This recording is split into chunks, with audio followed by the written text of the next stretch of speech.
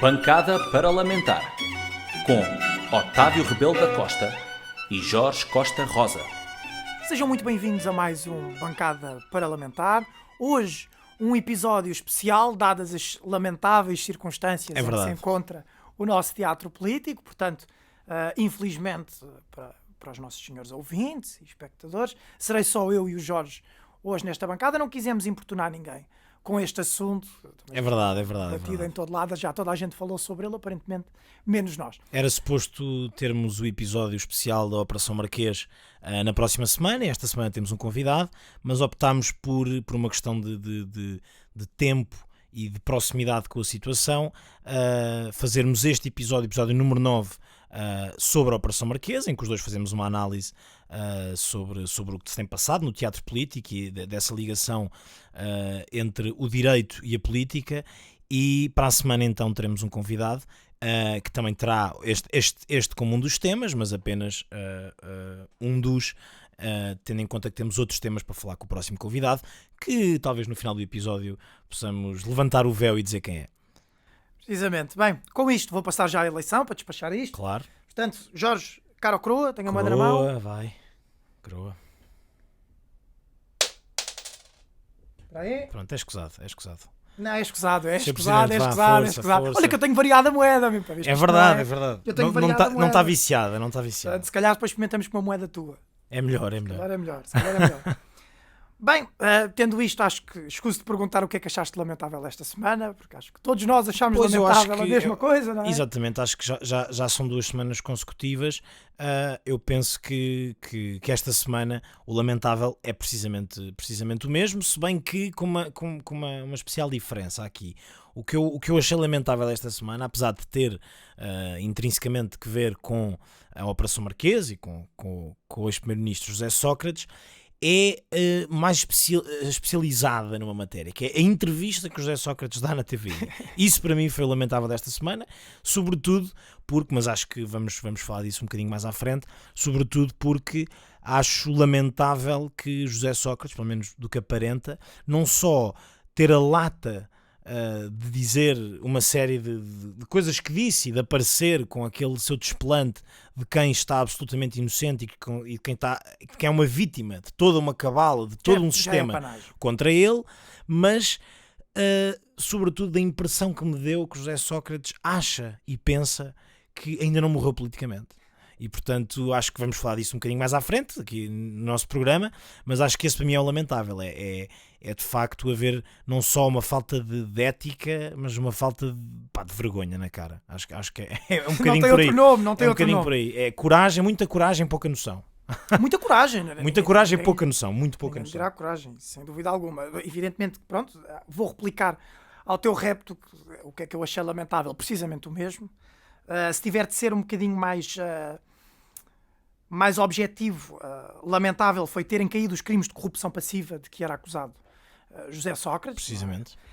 Porque não tão lamentável assim, e se calhar os mais desatentos poderão não ter percebido, mas a decisão instrutória do juiz Ivo Rosa determinou precisamente que o antigo primeiro-ministro português, José Sócrates, vai ser um arguido a seguir para julgamento. Porque exatamente. Isto, quando se ouve na rua, parece que ele se safou. Sim. Não, e não é só... É bom reiterar que não se safou. Não, e não é só pelo que se ouve na rua. É mesmo pela própria reação que José Sócrates tem no final a gritar vitória. E não nos podemos esquecer que não só não é vitória nenhuma, porque ele vai a julgamento por 6 crimes, que curiosamente são os crimes, sobretudo o caso de branqueamento de capitais, é o crime com a maior pena. Certo. Portanto...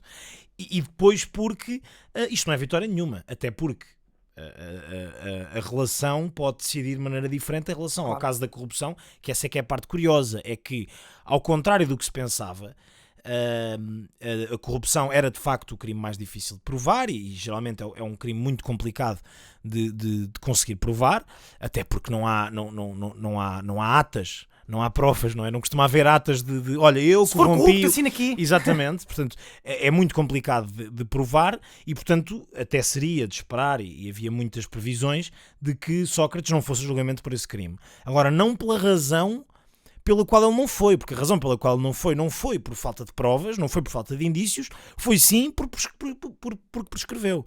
E, portanto... É verdade, eu concordo contigo, é lamentável de facto que isso tenha acontecido, mas acho que vamos falar também disso neste programa. Sim. Bem, eu se puder fazer-te aqui um resumo do que é que... Para já acho que é bom anunciarmos que não vai haver temas esta semana. Não... Sim, este é o tema. Porque este é o tema, e é o episódio especial da Operação Marquês, precisamente com um único tema único. José Sócrates, Operação Marquês. José Sócrates, pronto, aí está. Estamos a falar da Operação Marquês, não tem só José Sócrates como arguido, no fundo são 28 arguidos. Claro, mas politicamente, a fazer uma análise política, de facto, José Sócrates... Politicamente, e não só politicamente, mesmo na esfera social e de nomes conhecidos, alguns deles a ser só por causa deste processo é que ficaram conhecidos, mas... portanto, o caso do Perna, quem pedimos já desculpa. No caso do Perna, pedimos desculpa, mas ele também vai a julgamento, atenção. Não pelo que nós elencámos, mas também vai a julgamento. Precisamente, acho que tinha uma arma, Sócrates, não é? E o seu grande amigo e empresário, Carlos Santos Silva, porque como tinhas dito, por 3 crimes de branqueamento de capitais e 3 crimes de falsificação de documentos. Vai também o antigo ministro Armando Vara, por crime de branqueamento. O banqueiro, mas pronto, esta também já não é novidade para ninguém, Ricardo Salgado, conhecido subejamente por todos, por 3 crimes de abuso de confiança. Bem, o antigo motorista José Sócrates, João Perna, por detenção de arma proibida. Eita. Mas é curioso ver que destes 28 arguidos somava-se 189 crimes. E só 17 desses crimes é que serão julgados. Sim, 31 contra Há uma Sócrates, discrepância muito grande, mais de 180 para 17. Claro. Só estamos a falar 10 vezes menos. Claro. Uma discrepância entre a acusação e o que é que vai precisamente a julgamento. Também de salientar que desses 189 crimes, 31 eram para o José Sócrates. Eram só para o José Sócrates. E acabaram por ser só 6. Mas eu em relação a isso, e se me permites... Repara, são só 6, mas só desses 31, 16 eram de branqueamento de capitais. Sim. Claro. Fora os de corrupção passiva, fora os de falsificação de documentos, fraude fiscal, que também acabou por cair. Mas eu relativamente a isso, e acho que podemos começar a nossa conversa por aí, eu acho que isto é um bocadinho um sinal do problema que é os megaprocessos.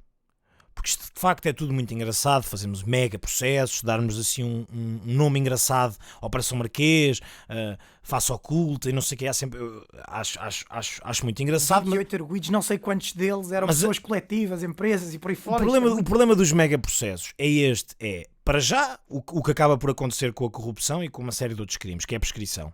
Porque o tempo que demora a tu conseguires de facto reunir as provas, os indícios, estudares o próprio processo, neste caso foram 7 anos, estamos a falar de só em gravações de escutas, estamos a falar de quase 2 anos de gravações se uma pessoa não dormisse e estivesse em direto durante 2 anos para ouvir tudo. Portanto, quer dizer, estamos a falar... Mesmo que não durmas, uma carta rogatória quando é entregue a uma offshore também tem de partir da boa vontade desse offshore ou desse estado de revelar documentação, etc. E claro que a boa vontade permanece do lado do cliente. Quer dizer, não permanece do lado da justiça. Claro. Não é aqui isentar o Ministério Público de responsabilidades. Acho que houve falhas muito graves por parte do Ministério Público, mas, verdade seja dita, estamos a falar de um processo extremamente moroso, como já tínhamos referido, 28 arguidos, em diversos locais do mundo, com diversos esquemas de branqueamento. Mas isso é um problema que parte também da acusação, que é o facto de querer, neste mega processo que parece ser mais numa ótica de condenar um regime e de condenar os donos disto tudo, em vez de condenar um a um, processo a processo, caso a caso, mas não, há todo um aparato mediático que importa fazer e que acho que o Ministério Público quis fazer e, portanto, isso pode ser de facto uma falha a apontar.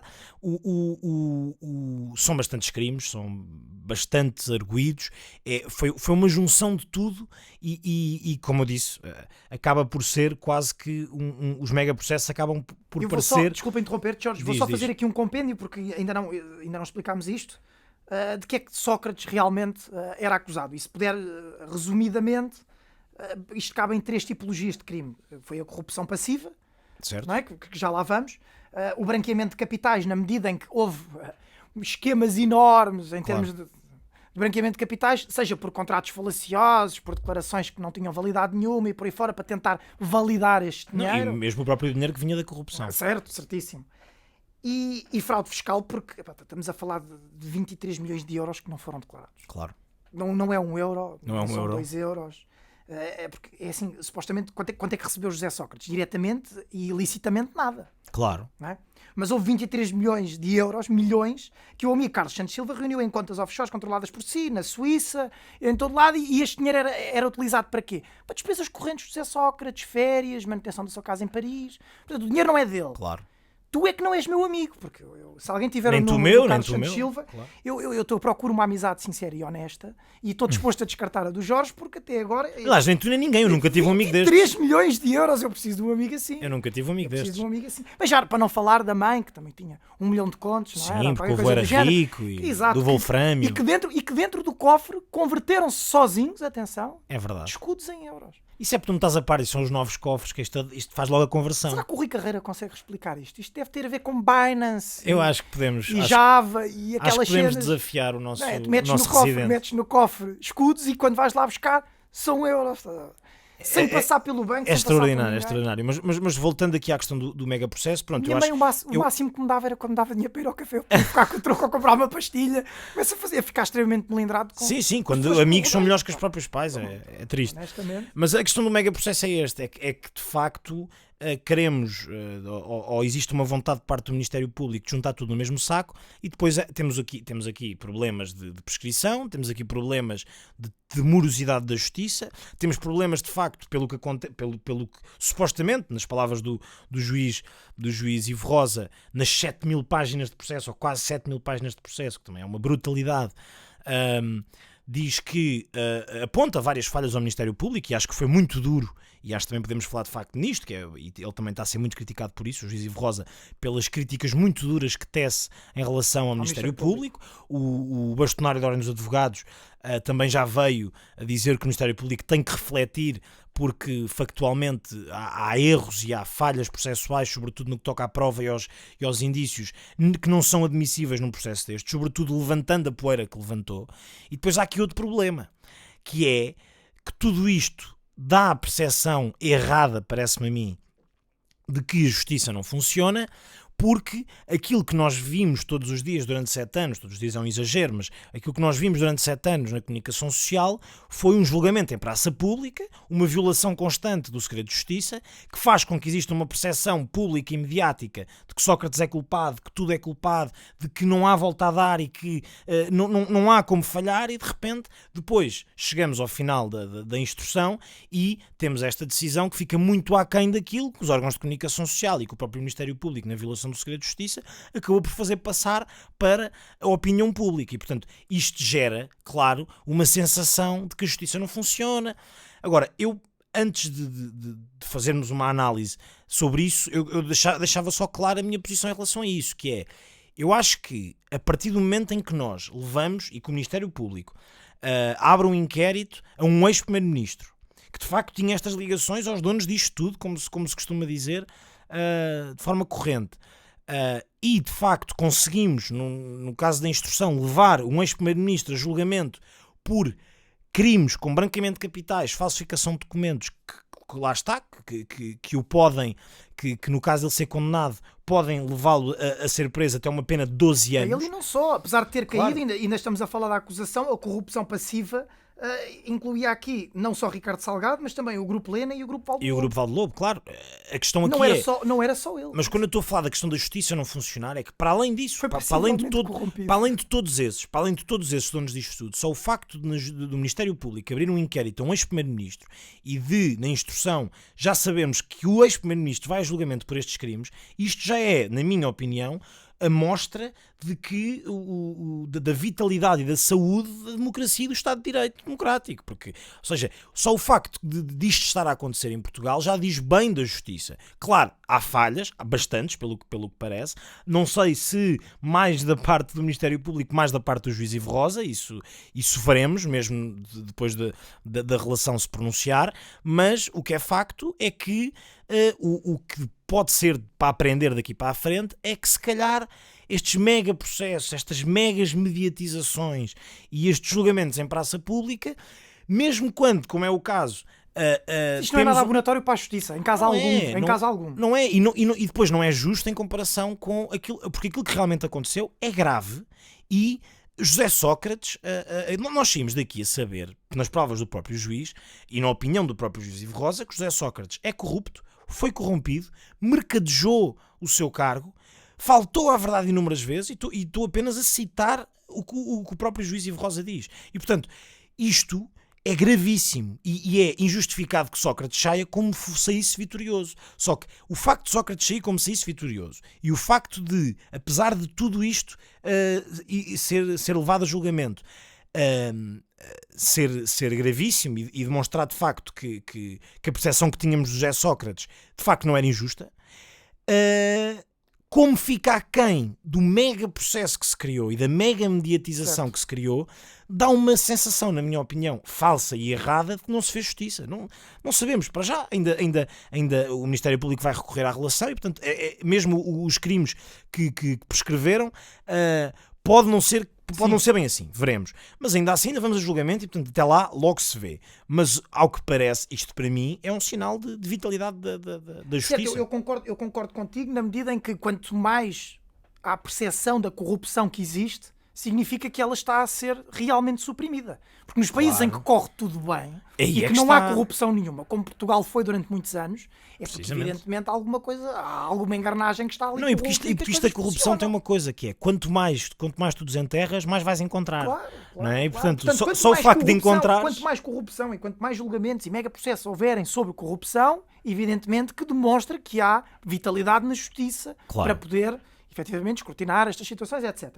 Agora, pondo de lado um bocadinho a observação jurídica no caso em apreço. Pá, Jorge, ganda borla ou não? Isto foi uma ganda borla. Eu acho que foi, não sei, espero que não tenha sido. Espero que não tenha sido e espero que não seja, espero que não se consubstancie numa grande borla. Quantas fotocópias e envelopes é que são precisos para fazer 23 milhões? É uma ganda borla. É uma ganda borla, Jorge. E sobretudo, se formos aqui focar, por exemplo, caiu a fraude fiscal. A fraude fiscal cai. E o facto da fraude fiscal ter caído, e não sei se há aqui uma divergência doutrinária ou se é apenas o juiz Ivo Rosa contra o resto do mundo, não é? Mas na percepção do juiz Ivo Rosa, a fraude fiscal cai por uma simples questão, que é porque, no entender dele, e estamos a falar do artigo 10 da Lei Geral Tributária, no entender dele, se Sócrates declarasse o dinheiro... Estava-se a autoincriminar. E de facto acaba por não levar a fraude fiscal, precisamente por considerar que, a partir do momento em que não vem de uma forma legal, Sócrates não tinha que declarar esse dinheiro. O que é discutível, parece-me, e porque, quer dizer, é óbvio que não está na declaração de IRS, não está lá categoria C, corrupção. Não está, e não podemos esperar que esteja. Mas o que é facto é que, se vem a saber que de facto Sócrates recebe dinheiro, se vem a saber que mercadejou o seu cargo, mesmo que tenha prescrito, porque mesmo a própria prescrição da corrupção, ainda assim o juiz Ivo Rosa fez questão de explicar ponto por ponto porque é que acha que Sócrates é corrupto e porque foi corrompido, certo, para depois justificar o branqueamento de capitais, porque o branqueamento de capitais vem de facto dessa corrupção que prescreveu. A questão da fraude fiscal, o que me parece é certo que Sócrates não ia declarar o dinheiro, mas o facto de não o ter declarado, o facto de não haver uma categoria que diga corrupção para uma pessoa fazer a sua declaração dos impostos, parece-me que é uma interpretação que pode ser considerada um bocadinho esdrúxula de não levar a fraude fiscal, porque senão ele teria a autoincriminar-se, portanto percebe-se que Sócrates não o tenha feito. Eu não percebo e acho que os portugueses, que muitas vezes não podem fugir aos impostos em nada... Se eu for ao Pingo Doce e roubar um sneakers, dado que não o mostrei na caixa, também não o roubei. Também não mostrei na caixa, né? Se eu tivesse roubado, tinha dito, olha, vou levar isto, está bem? Claro. Portanto, é esdrúxulo. Depois, sempre interpretação. E depois temos aqui outras questões jurídicas e que são discutidas e que estão em aberto, parece mesmo, daí a questão do Ministério Público ter enviado para a relação, precisamente a questão da prescrição. Como sempre, uma diferença doutrinária em relação à prescrição. Quando é que começam? Exatamente, à data de contagem do prazo da corrupção, porque há quem defenda que deve ser na promessa de corrupção, e há quem defenda que deve ser no último ato Corrupção continuada. De corrupção. No caso, de uma forma continuada. Exatamente, de uma forma continuada. A questão aqui é, isto parece, a mim, pelo menos assim à primeira vista, parece um bocadinho absurdo que seja pela questão da promessa, não é? Porque se de facto a pessoa... Então, eu prometo corromper-te e tu ficas corrompido em janeiro de 2010, imaginemos. Epá, eu estou a corromper até 2017. Tu até 2017 estás a cometer atos de corrupção passiva.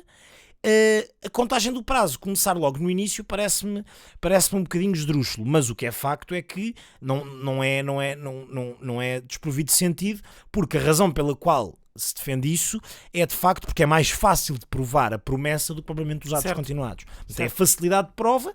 Claro que depois de tudo isto, já depois Podia-se criar uma declaração tipo, estás a ver, para ver nos registros, claro. Antes da promessa de corrupção, estás a ver? E atas, e fazer não se esqueça, Sr. Secretário, de colocar aqui que este dinheiro é corrupto, não se esqueça de colocar aí. E para além disso, há aqui outra nuance, que é a própria prescrição da corrupção não é bem líquido, e portanto há quem defenda que não devia ter prescrito, e agora a relação vai-se pronunciar sobre isso, e o próprio juiz Ivo Rosa acho que se defende um bocadinho, porque ele podia ter deixado de cair os crimes de corrupção por prescrição e não o justificar, mas ele ainda assim justificou-os. E, portanto, justificando-os não só para fazer a ligação com o branqueamento de capitais, também defendendo-se de, se no caso da relação considerar que não prescreveu, ele tem, de facto, os crimes e os indícios dos crimes já defendidos e expostos nas quase 7 mil páginas do processo. A questão aqui da prescrição é que, e as pessoas, e agora há de facto um levantamento político para aumentar os prazos de prescrição no caso do crime da corrupção, mas gostava só de lembrar, por exemplo, a Juventude Popular fez agora uma proposta e deixou a proposta até na caixa de correio de José Sócrates na Ericeira. Antes de mais, os parabéns à Juventude Popular, aquela tarja foi genial. Eu acho que foi. Aquela tarja foi genial. Acho discutível que uma Comissão Política Nacional de uma Juventude Partidária o faça. Não sei se foi... Desculpa. Reis. Eu percebo. Acho que seria, se fosse por parte de uma conselhia, seria giro, seria engraçado. Ser por parte de uma Comissão Política Nacional parece-me um pouco sério, mas não sei, isso será um tema para discutirmos noutra altura, mas relativamente a isso, a própria Juventude Popular vem defender que o crime de corrupção prescreva apenas passado 20 anos. Apesar de que, deixa-me só salientar, a lei não tem retroativos e repara, tem de ser sempre benéfico para o orgulho. Claro, e portanto isso não alteraria nada este processo, alteraria daqui para a frente. Mas é um princípio. Mas que é um princípio, claro que sim, e acho que daqui para a frente poderia ser pensado dessa forma, mas apenas fazer aqui deixar aqui a nota que o prazo de prescrição do crime de corrupção foi aumentado para 15 anos. O problema é que, não há retroativos e, portanto, aí é que está. Precisamente. Bem, neste sentido, e para passarmos aqui a uma avaliação se calhar um bocadinho mais desafogada, política, do que nos interessa tanto a nós como aos nossos ouvintes, deixar aqui uma nota. Eu se calhar vou enviar uma carta ao José Sócrates, não sei como é que é de chegar, ao engenheiro, mas eu podia-lhe enviar uma carta, como ele está habituado aos envelopes carregados, eu punha-lhe esta moeda. E fotocópias.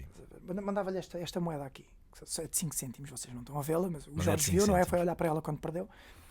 Que é de 5 cêntimos, a convidá-lo para ele se vir defender. Eu não gosto muito de falar de terceiros sem eles cá estarem. Portanto, fica aqui a promessa de que eu vou redigir uma cartinha, vou colocar a moeda para o José Sócrates pelo menos aceitar o envelope, não está habituado a receber envelopes com papel. Claro, quer dizer, com papel está, mas com outro tipo de papel. Exatamente. E vou-lhe enviar estes 5 cêntimos e vou convidá-lo para vir aqui à bancada parlamentar e é ele a lançar a moeda, É ele a lançar a moeda no episódio em que lhe aprouver. Temos de ter cuidado que ele pode ficar com ela, mas...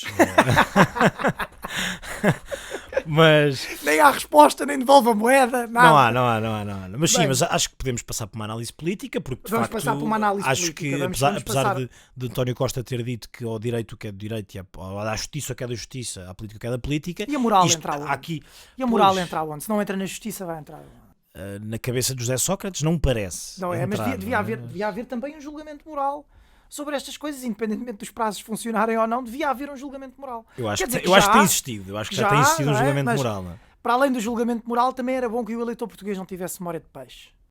É verdade. E esperemos que não tenha. Epá, eu não tenho assim tanta confiança, honestamente. Mas em relação a José Sócrates, é assim, por exemplo, em relação a Isaltino Moraes, que José Sócrates, parece que não teve, não é? Que José Sócrates tem cara de pau, está bem para voltar. Não, isso não tenho dúvida nenhuma. Tenho dúvida é se o português esquece ou não. É assim, e acho que sim. Eu acho que depois da entrevista... Aliás, é pensares em Cavaco Silva como primeiro-ministro e Cavaco Silva como ministro. A malta esqueceu-se. E como presidente. Desculpa. Certo. Desculpa. Eu percebi. Mas a malta esquece, estás a perceber? O pessoal esquece do que é que fez. E eu acho que José Sócrates vai voltar como um herói, com aquele hino e tal. José Sócrates devolveu-me o trabalho, José Sócrates deu-me Magalhães, pau, Presidente da República. Eu, por acaso, se me permites... Pá, eu acho que ele se queimou um bocadinho com a máquina do PS, que era quem podia limpar disto. Felizmente. Também acho que sim, mas aquilo... O Roto virou-se para o nu e chamou-lhe canalha, não foi? Exatamente, para quem viu a entrevista do José Sócrates na TVI, eu acho, pelo menos na minha percepção, que ficou claro que José Sócrates não acha que está morto na política, acha que está vivo, se calhar teve um bocadinho em coma, mas acha que acordou e, portanto, está tudo bem. Não nos esqueçamos que isto, como diz o título... Depois do investimento que fez na sua educação, o homem está mais preparado agora para liderar do que nunca. E não nos esqueçamos, como diz o título do livro, o novo livro de José Sócrates, que isto é só o princípio, e isto é de facto só o começo, e Sócrates pode mesmo vir a ser preso. E, portanto, não nos esqueçamos disto. Mas, tirando isso e colocando isso à parte, o que aquela entrevista dá a entender é que Sócrates se vitimiza de uma forma... absurda, ridícula e chega mesmo a ser triste e penosa. Vê-lo a fazer aquele exercício chega mesmo a ser humilhante, parece-me, a forma como ele se expõe e expõe a vida privada dele, que de facto é verdade, houve uma devassa porque teve de existir, mas a forma como ele aborda os temas da sua vida privada e como diz, não, o meu avô era rico por causa do wolframio, não, a minha mãe tinha muito dinheiro no cofre, não, eu não fiz uma vida de luxo, eu apenas investi na minha educação em Paris. Quer dizer, há toda eu não troquei, o Carlos Santos Silva não me deu um quadro de uma grande obra de arte, ele deu-me em troca de 4 quadros que eu tinha lá em casa e que para não falar que isso mesmo implicações jurídicas parece-me que tem, que é o facto de Sócrates, cada vez que dá uma entrevista e cada vez que vem a público, muda completamente a narrativa e incrimina-se dessa maneira. Mas é em tom não confessional, aquilo é uma novela, ele vai só acrescentando os capítulos, nada tem que ver com justiça, vai acrescentando os capítulos, claro. Outros não se recordam, outros vai mudando, claro, tem que ver, é a televisão, Jorge, é a TVI. É a TVI a vender de ser a TVI. Agora, o que parece ali é que Sócrates não está a fazer o papel de ator quando acredita piamente que há volta a dar para ele politicamente. Ora, isso assustou-me de facto, para já porque uma coisa é certa, estamos a falar de Sócrates que é um ótimo comunicador, certo. Um político com uma capacidade de persuasão e de manipulação certo. Acima da média e que certamente terá atraído ou terá conseguido que muita gente tenha acreditado nele, não sei quem, mas também há gente que acredita no Ventura, portanto certamente há gente que continuará... E há gente que acredita no Pai Natal. A gente continuará a acreditar em José Sócrates, não tenho dúvida disso. Agora, o que me assustou ali foi ver que José Sócrates acredita piamente, não só a falta de vergonha, mas acredita piamente que pode haver volta a dar na sua vida política e inclusive, e aqui sabemos que é essa a sua ambição, chegar a Presidente da República Portuguesa. Ora, eu não tenho dúvidas que ele acredite que seja possível. Agora, eu tenho francamente dúvidas que isso seja um cenário, mesmo que o português... Eu já não acredito que o português comum e que a maioria dos portugueses votasse nele e que lhe desse uma vitória. Não acredito, não sei se isto é otimismo demais em relação à inteligência e ao bom senso do povo português. Eu acho que agora não.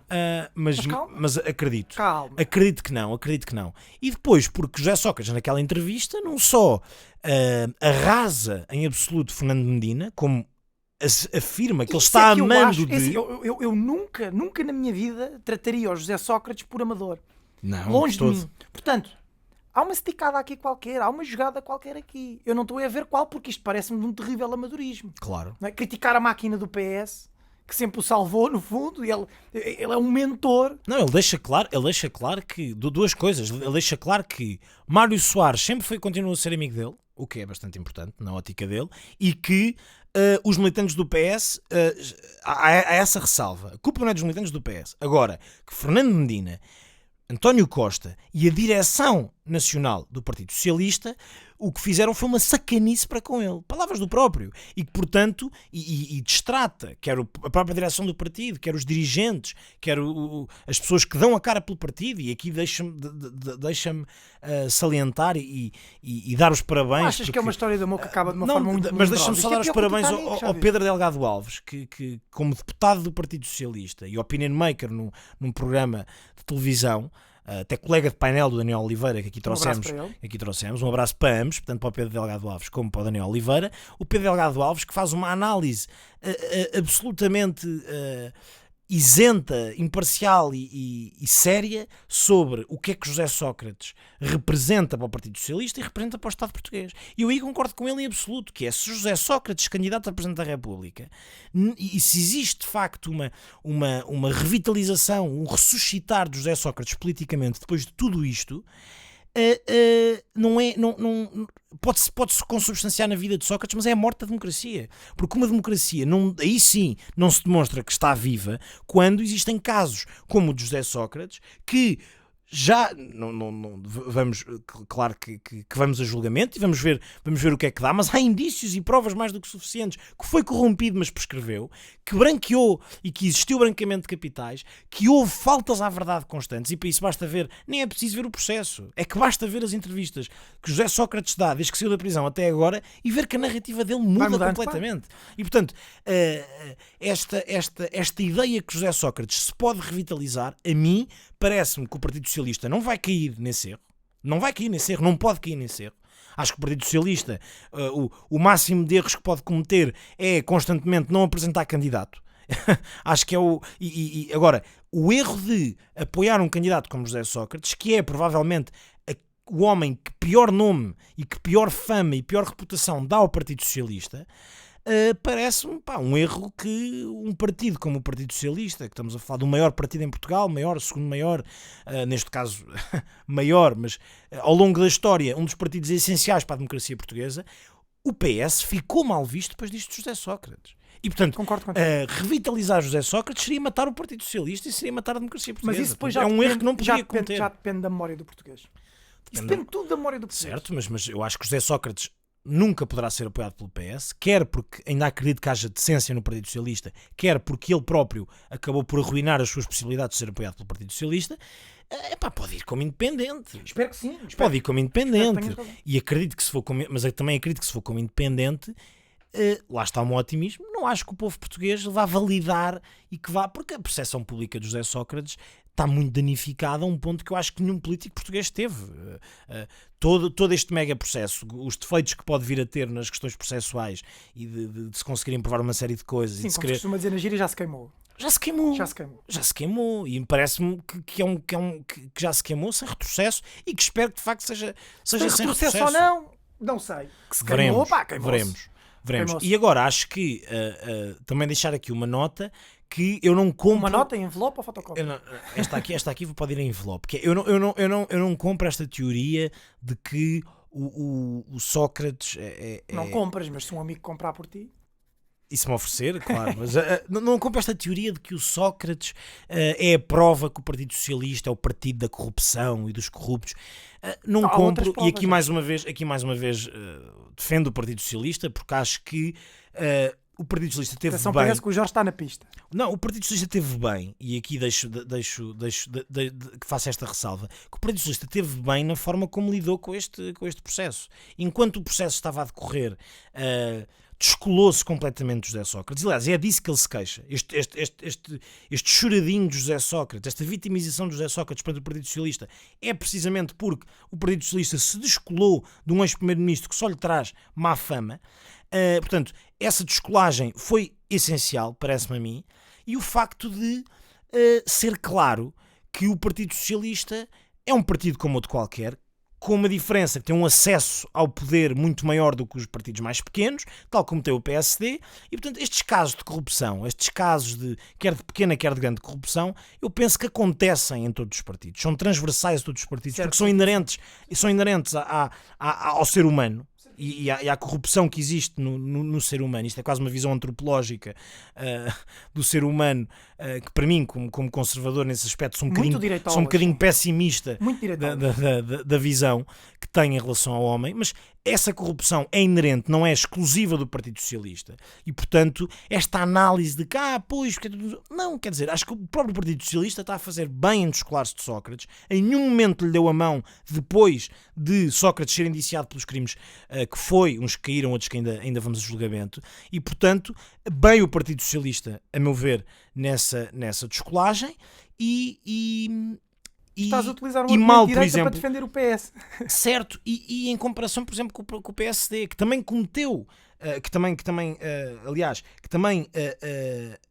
podia ser alvo de aplausos pelo aquilo que fez em relação a Isaltino Moraes, quando se excluiu de Isaltino Moraes, mas que agora, curiosamente, na mesma semana em que Sócrates, em que sai o... Eu não te disse, há 5 minutos estava-te a dizer, malta tem memória de peixe. Tem. Dás a volta ao aquário, voltas outra vez, já não te lembras.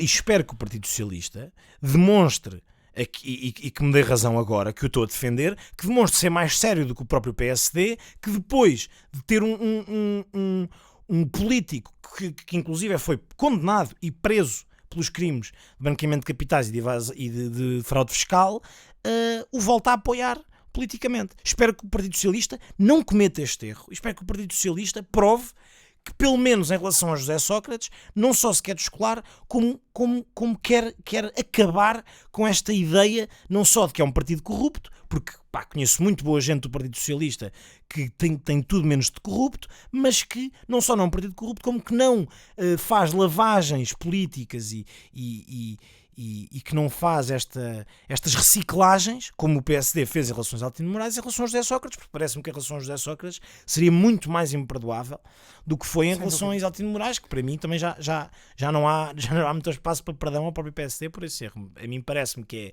como falámos no episódio anterior, já o espernear de Rui Rio antes de lhe espetarem a faca final na liderança do PSD.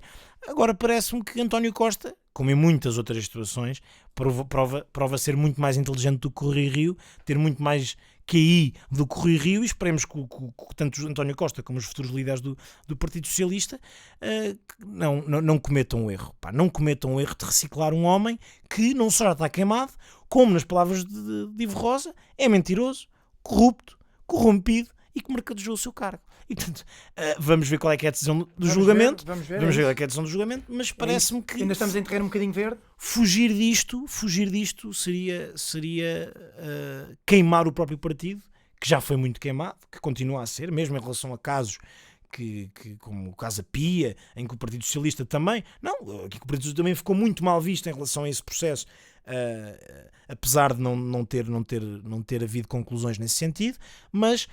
acho que o Partido Socialista deve afastar-se o máximo possível de casos de polícia e de justiça, porque não lhe correu bem nos últimos anos.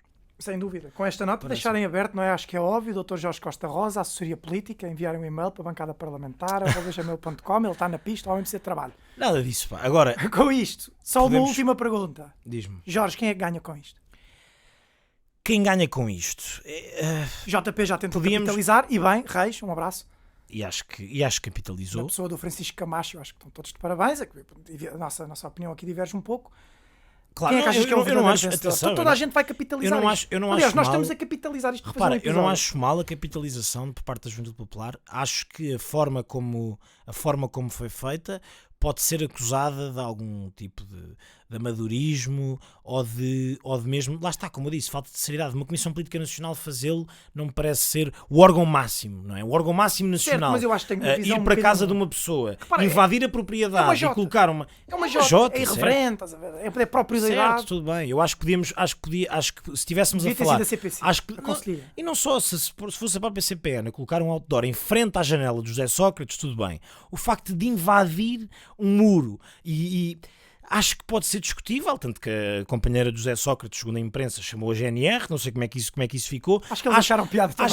Acho que se podia evitar uma infantilização. Ela ligar para a GNR e os seus guardas dizerem, agora vamos buscar o Sócrates. Não, ainda não é o Sócrates. Não é o Sócrates. É outra coisa. Cá em casa, mas não. É cá em casa, mas ainda não é isso. Pô, parece-me que pode ser visto como alguma infantilização da política, que eu acho que não devia acontecer, até porque o próprio CDS já é visto com alguma infantilização em relação ao próprio Presidente e à própria direção do partido, sobretudo em relação à Juventude Popular. Acho que devíamos também fazer essa descolagem. Mas ainda assim, pronto, aí a nossa opinião diverge, mas não vejo mal nenhum em que isso seja capitalizado. Acho que será capitalizado por outros partidos. Não viste o billboard, o outdoor que está agora aí do Chega? Exatamente, a dizer a palavra mais dita por André Ventura. Não esperava menos, não é? Exatamente, vergonha. E portanto acho que esse seria, por exemplo, aí acho que o Chega fez uma capitalização um bocadinho mais adulta e menos infantil do que a Juventude Popular, parece-me, mas isso são opiniões. Agora, quem ganha com isso... O Chega também é escrutinado de forma diferente do que a Juventude Popular. Claro. O Chega faça o que fizer, faz. Claro, a Juventude Popular ainda tem a benesse da juventude e com razão, é incomparável. Agora, em relação a quem ganha com isto, bem, à primeira análise, podemos dizer que quem ganha com isto é o Chega, não é? Porque quem ganha com o atirar a lama para as instituições, o atirar a lama para a justiça, são todos uns corruptos. Sim, puxar uma quarta república, seja isso o que for. Não é? Que esta lógica antissistema é um discurso do Chega, também é um discurso, por exemplo, da Ana Gomes, mas que não colhe aqui, mas, ou seja, é um discurso que quem sai a ganhar é André Ventura e é o Chega, parece-me. Agora, parece-me que nós, enquanto cidadãos, os políticos, os opinion makers, as pessoas com algum papel ativo, acho que deviam contrariar esse caminho por vários motivos. Primeiro porque... o caminho da capitalização desta situação? Por parte do Chega. Porquê? Porque... por parte do Chega. Porque o facto de toda a gente dizer, e isto aqui não estamos aqui a inventar a roda, o facto de me estás a perguntar isso e de eu te dizer, porque me parece, a primeira análise, o óbvio que é, o Chega vai capitalizar isto porque o Chega vive desta descredibilização do sistema e desta descredibilização da justiça. E no fundo barulho. E desse barulho, sem apresentar soluções. Mas apesar dessa ser a nossa primeira análise e ser óbvia, e apesar dessa análise ser óbvia, o que é facto é que toda a gente o diz. Toda a gente diz isto. E qual é que é o problema? É que podemos correr o risco das pessoas, depois de ouvirem todos os opinion makers, todos os podcasts, todos os jornais, todos os programas de comentário, todas as colunas e espaços de opinião, lerem que quem ganha com isto é o Chega, podemos estar a correr o risco das pessoas dizerem então vou votar no Chega. Não, porque ganha com isto injustamente. Primeiro porque faz barulho e sempre dá soluções. E depois porque o próprio André Ventura não é ninguém, nem tem autoridade nenhuma nesta matéria para falar sobre corrupção. Quer dizer, qualquer líder... Corrupção não é só sobre corrupção, sobre fraude fiscal, sobre evasão fiscal, sobre problemas da justiça, sobre o facto da justiça estar corrompida. Quer dizer, muito mais autoridade tem qualquer outro líder partidário. Mesmo o líder partidário, sei lá, do PCP, do Bloco de Esquerda, do CDS, do próprio Rui Rio, que também é muito focal nas questões de corrupção, se bem que agora com o Isaltino Moraes acabou por perder um bocadinho de legitimidade da autoridade para falar sobre isto. Mas esta coisa de o sistema está corrupto, vamos votar no André Ventura, quer dizer, em que momento é que André Ventura alguma vez na vida fez algum ativismo político contra a corrupção? Nunca fez. André Ventura não só nunca foi, enquanto estava no Partido Social Democrata, antes de criar o Chega, nunca foi conhecido por ser vocal em relação à corrupção ou em relação à justiça. Sempre foi um boy do sistema. Aí é que está. Não só porque estava mais preocupado em falar dos ciganos e da castração química. Barulho. Esses para eles são os grandes temas. Barulho. E portanto a justiça nunca foi um grande tema para o Chega nesta matéria. E depois porque a própria profissão dele e aquilo que ele fez, quer na empresa onde trabalhava, quer como advogado, era precisamente ajudar certos clientes a fugir aos impostos. Quer dizer, a legitimidade que ele era um boy deste sistema. E portanto é verdade que ele pode ganhar porque à primeira vista o Chega é quem cavalga o eleitorado antissistema, mas injustamente, injustificadamente, porque André Ventura não tem nada que possa dizer, não, eu olho para este gajo, muito mais tem Ana Gomes, apesar do populismo muitas vezes que pode ser apontado a Ana Gomes e que eu próprio faço essa análise, muito mais autoridade tem Ana Gomes para falar de corrupção, porque de facto o ativismo político dela, desde sempre mesmo enquanto deputada do Parlamento Europeu, foi precisamente nessas matérias, quer em relação à Angola e a Isabel dos Santos e a José Dário dos Santos, quer em relação ao que se passou em Portugal, mesmo em relação ao próprio José Sócrates, colega de partido, foi muito mais focal Ana Gomes do que André Ventura. André Ventura preferiu sempre virar-se para problemas mais pequenos, mas que lhe dão a curto prazo e no imediato mais votos e mais barulho e mais reações. Portanto, É verdade que o Chega pode ganhar com isto, espero que não ganhe e espero que os outros partidos saibam não só, e aí acho que também vai partir da parte do Partido Socialista, e espero que o Partido Socialista faça essa introspeção, olhe para dentro e veja o que está mal, porque é um facto que não é só o Partido Socialista que é culpado disto. É facto, no sentido de, é um facto que corrupção há em todos os partidos, e pode haver em todos os partidos. Nem em todos os partidos, em todo lado. Mas em nenhum partido, a não ser no Partido Socialista, se provou que um primeiro-ministro, o cargo mais importante como líder deste país, foi corrupto. Portanto, foi só no Partido Socialista que isto aconteceu. Portanto, esta introspeção acho que tem que partir de todos os partidos do arco da governação e do sistema, mas em primeiro lugar tem que partir do Partido Socialista, porque apesar de não ser exclusivo deles, o que é facto é que foi o único partido que conseguiu colocar como chefe um corrupto. E uma pessoa que é corrompível e corrompida. Portanto, acho que essa análise tem que partir de parte do Partido Socialista, mas tem que partir de todos os partidos de combate, porque esta coisa do combate à corrupção, a mim faz-me alguma confusão políticos que vivem do combate à corrupção e desse argumentário. Porque é fácil, porque acho que todos nós estamos a favor disto. Claro, e é vazio. Ninguém é a favor da corrupção. Agora, o que tem de acontecer é, de facto, uma existência de reformas nessa medida, reformas que sejam concertadas com todos os partidos, pelo menos os partidos do arco da governação, para que isso aconteça. Só dando esse sinal de querer limpar e revitalizar este sistema, e de forma sustentada e credível, é que não fazemos com que oportunistas como André Ventura cresçam à base deste argumentário que me parece fácil e demagógico. Muito bem. Bem, tens mais alguma nota a fazer, Jorge?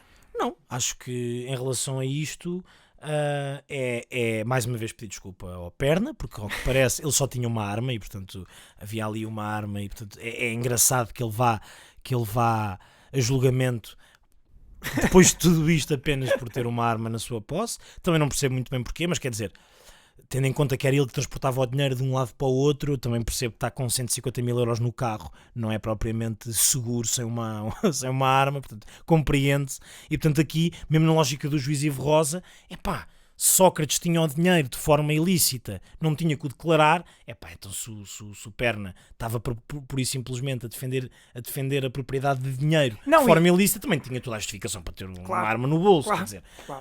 Podemos fazer aqui uma interpretação extensiva de tudo. Agora, vamos ver como é que isto vai correr. A única nota que eu deixo é que não se perca, de facto, a confiança na justiça, porque, na minha opinião, correu bem e pode, de facto, vir a correr melhor. E uma aprendizagem mesmo para processos que se seguem depois deste. Esperemos que não haja, mas podemos dizer que correu bem nesta fase. Não, nesta fase não correu bem. Acho que se deve ver que se de facto, onde é que estão as culpas por parte do juiz, onde é que estão as culpas por parte do Ministério Público. Também me parece que há aqui um braço de ferro entre o juiz Ivo Rosa e o juiz Carlos Alexandre. O facto de haver apenas 2 juízes neste ticão também não me parece ser um bom presságio, ainda por cima quando pensam de forma completamente dispar e distante um do outro. Acho que temos de lá está, todos nós um bocadinho olhar para dentro. A justiça tem que olhar e tem que ver o que é que pode melhorar, em que é que as coisas podem ser diferentes, e mesmo nós enquanto cidadãos fazer um escrutínio maior do que está aqui a passar. Eu sei que é chato ler as 7.000 páginas, não temos de ler as 7.000 páginas do processo, mas ver que há aqui, como falámos no início, algumas questões jurídicas a analisar, até mesmo uma que nos esquecemos em relação, por exemplo, à própria forma como o juiz Ivo Rosa trata no caso da instrução, acha ou declara que há coisas que não há provas suficientes para isso, quando ele podia por isso simplesmente justar isso para a frente, para o julgamento, e tratar apenas de haver indícios ou não. Acho que é esse o papel dele, é a minha opinião. E em relação a testemunhas, como credibilizar umas em relação a outras, quer dizer, ele se cá estava à espera que o ministro dissesse que tinha sido corrompido ou que tinha recebido... Pronto, há ali uma série de coisas que de facto vêm de uma visão do juiz Ivo Rosa, que a meu ver, e pelo menos como é considerado publicamente, é um juiz nestas matérias que é muito rigoroso e que portanto muitas vezes deixa cair as coisas por ser demasiado rigoroso, e que muitas vezes até é contrariado pela relação. Aliás, é hábito o juiz Ivo Rosa ser contrariado pela relação. Portanto, podemos, como eu disse anteriormente, mesmo os crimes que já caíram por prescrição ou por outros factos, até podem vir a ser relevantados, reerguidos, veremos, mas sobretudo uma análise política que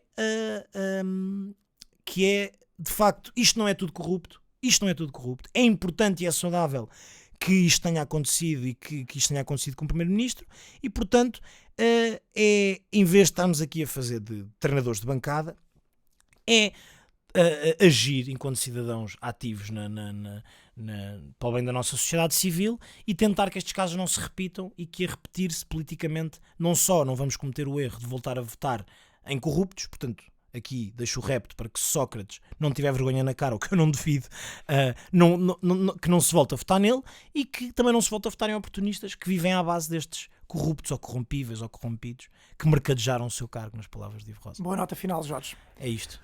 Com isto, vamos passar então aos nossos segmentos, não é? Apesar de ser um episódio especial, também temos os nossos segmentos, nomeadamente o Descentralização e o Meteorologia. Para recordar os mais distraídos, o Descentralização, que é um segmento semanal, todos os sábados o temos.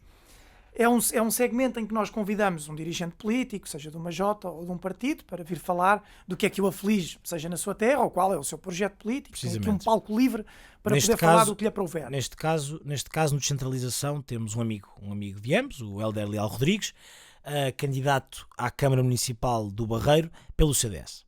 Que por mim já ganhou. Descentralização.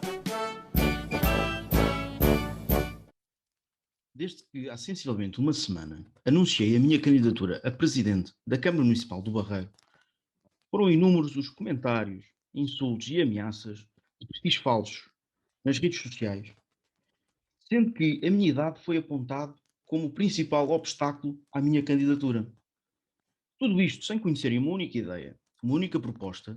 Eu estava desde logo arredado apenas e só pela minha idade.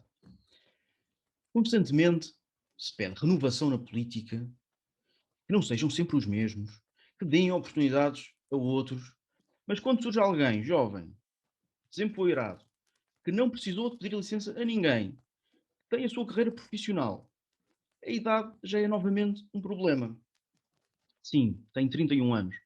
E então, isso nunca me impediu de ter uma participação cívica constante e ativa no Barreiro. Vejamos. Nunca fui autarca. Aliás, nunca o meu partido conseguiu eleger autarcas no concelho. Mas isso nunca me impediu de participar e de apresentar inúmeras propostas ao longo dos últimos anos, tendo visto até algumas a ser implementadas pelos executivos. Desde a substituição da iluminação urbana por lâmpadas LED, do aumento de horários noturnos nos barcos que fazem a travessia do Tejo, bem como o aumento das carreiras de autocarros que vêm das zonas mais afastadas para o centro do Barreiro e até a redução do IMI, apesar de não terem ido tão longe como aquilo que eu propus, foram algumas das medidas implementadas. E até, já no âmbito das medidas de emergência social, no combate ao Covid-19, eu vi ser aprovada e implementada um mês depois de apresentar a linha de apoio psicológico. Além de ter sido o único, durante anos, a batalhar pela valorização do património abandonado, como os moinhos, vejo agora, surpreendentemente, ser aprovado um projeto para a reabilitação do Moinho Grande de Maré. Tudo isto sem estar eleito. Apenas não desistindo de lutar exclusivamente pelos interesses da minha terra. Imaginem como será se os barreirenses me derem a sua confiança. E é também por isso que não procuro calculismos políticos ou tentar agradar aos poderes de Lisboa. Projetos como a ponte do Arreiro Seixal, a extensão do metro sul do Tejo ou a abertura das travessias fluviais à concorrência privada não agradam ao poder central. E isso faz o atual executivo ficar calado, apenas porque são da mesma cor política. Aparentemente, ser mais velho não traz mais coragem e liberdade.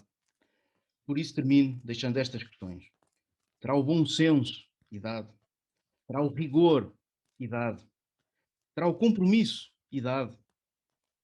Mas não se apoquentem.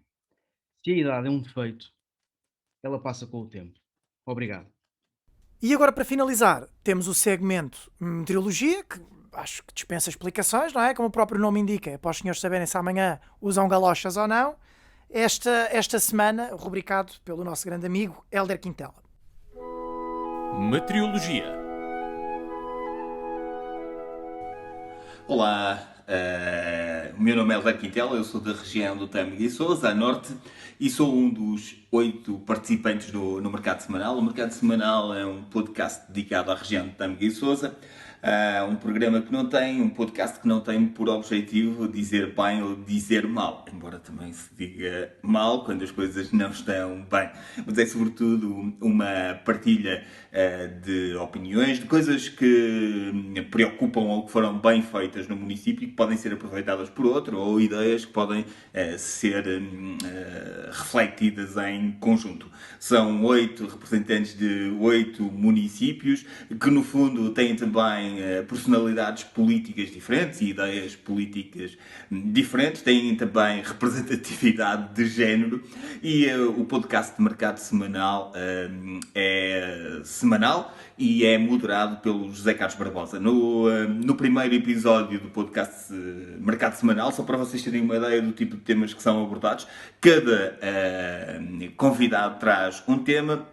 Um dos temas foi o turismo na região do Tâmega e Sousa. O turismo na região do Tâmega e Sousa é uma questão muito premente, porque é uma região que tem património histórico, tem património ecológico, tem património gastronómico, tem tradições, tem cultura, mas depois falta uma rede que potencie e que leve aos turistas esta oferta que existe e, portanto, é necessária uma criação de uma rede que traga os turistas até esta região e que os faça permanecer e conhecer as suas potencialidades, até porque o Tâmega e Sousa é no fundo visto como um enclave entre o Porto, entre a região do Douro e também entre a região do Minho. Depois, outro dos temas que também foi falado está relacionado com as acessibilidades e a mobilidade.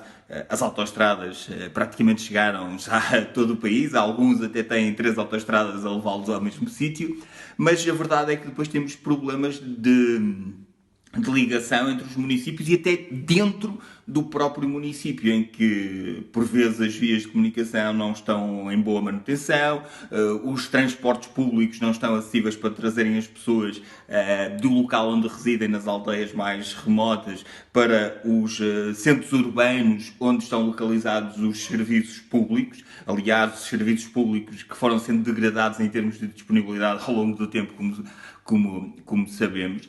E depois, um outro dos temas também que foi falado foi a recuperação económica e social que é preciso fazer depois de mais este embate que foi protagonizado desta vez pela pandemia e em que um dos fatores fundamentais é trazer às pessoas conhecimento e incluir conhecimento, porque esta zona é caracterizada por ter em alguns municípios uma forte vertente industrial. Por exemplo, na zona de Felgueiras temos o calçado, que é uma das poucas balanças comerciais portuguesas que tem um saldo positivo, mas que é, sobretudo, uma indústria que também ainda se baseia muito em trabalho sem qualificação e também com salários baixos. Mas, portanto, são estes temas que, no fundo, cruzam os vários municípios, a opinião de diferentes pessoas e que neste podcast, no Mercado Semanal, abro portas todas as semanas com 3 bancas e vai haver também uma sessão plenária do mercado a cada 2 meses. Além disso, no Mercado Semanal, antes do mercado fechar portas, há também uma sugestão de boa vida dentro da região do Tâmega e Sousa e há também uma sugestão musical. Por isso, convido-vos a todos a virem ao mercado e também contribuírem e poderem ajudar a que este mercado seja feito semanalmente. Para terminar, deixo-vos uma sugestão ou deixo-vos a previsão do tempo. Estamos em abril há 2000, mas isto vai tudo correr muito bem, o sol vai continuar a brilhar e em Felgueiras a temperatura está acima dos 20 graus com sol e pronto, fica o convite para virem. Não se esqueçam então de subscrever também o podcast do nosso amigo Hélder, o Mercado Semanal. Ao contrário do nosso. Ao contrário do nosso não subscrevam o nosso podcast, não deixem gosto, não partilhem, não ativem o sininho, ou lá como é que se diz, não façam nada dessas coisas. Joinha, meu irmão. Para a semana, podemos anunciar. Podes anunciar. Pronto, para a semana temos um político, ex-secretário de Estado, ex-deputado, advogado premiado e reconhecido, José Eduardo Martins, do Partido Social Democrata, que também é colega do Daniel Oliveira no painel do Sem Moderação e que também faz o outro lado, e portanto acho que teremos aqui, vamos falar para além do caso da Operação Marquês e da opinião do próprio José Eduardo sobre isso, que será o primeiro tema. Vamos falar do PSD, da reconfiguração da direita, dos extremismos, da própria vida política e do futuro de José Eduardo Martins e do seu partido. Veremos. Acho que vai ser um episódio giro e acho que vocês deviam, ao contrário deste, que não valia a pena nenhuma próximo, garantidamente, vale a pena. Claro. Agora, em relação ao convidado, temos um convidado novo, mas nós estamos aqui porque nós estamos sempre cá. Os lamentáveis são como os memes, repetem-se. Enquanto não nos mandarem embora, Exatamente. Ficamos aqui a fazer arroz de gamezinhos. Exatamente. Com isto, Jorge, forte abraço, até para a semana. Um abraço e aos obrigado nossos a todos os ouvintes. Obrigado por aturarem mais uma bancada parlamentar. Os nossos lamentos do costume. Vemo-nos para a semana. Até para a semana. É lamentável. É lamentável. Blooper, sabes o que é? É o hino do José Sócrates. Obrigado, José Sócrates. Obrigado.